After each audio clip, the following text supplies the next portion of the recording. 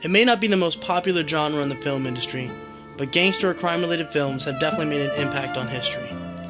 My name is Joseph Navarre, and in the next few moments, I'll be taking you on a trip through time to see how the gangster genre has shocked and impacted a nation. So get comfortable and enjoy the ride.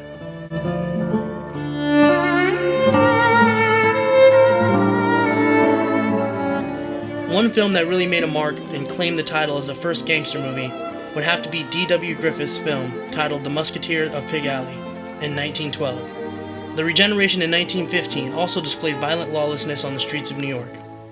In 1927, The Underworld was dubbed the first modern gangster film of the silent era. This film was Ben Hecht, and he won the Best Original Award and the first Oscar for Original Screenplay. 1 year later, a Howard Hughes-produced film, The Racket, was banned from Chicago for its negative portrayal of police. When the silent era came to an end, gangster films went on a rise. There's many things that contributed to the genre, such as the Prohibition, the rise of mobs in major cities, and thugs such as Al Capone that ran the streets.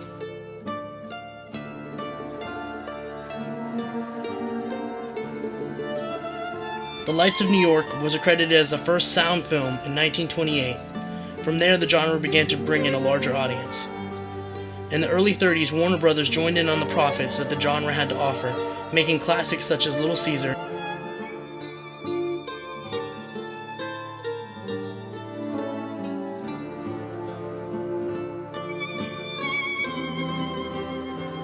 The Public Enemy, and Scarface: The Shame of a Nation. These movies were known for being too brutal and for sympathizing with the criminals. The Hays Code, 1934, pushed studios to depict criminals as psychopaths and promoted them that crime doesn't pay.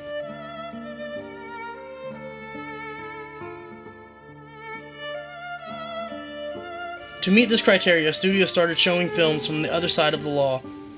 The best example of this is The G-Men in 1935. After World War II, most gangster films became dark, which led to the film noir era. I Walk Alone, A Gun for Hire, and White Heat were very violent. In 1967, Bonnie and Clyde set the bar for violence in this genre.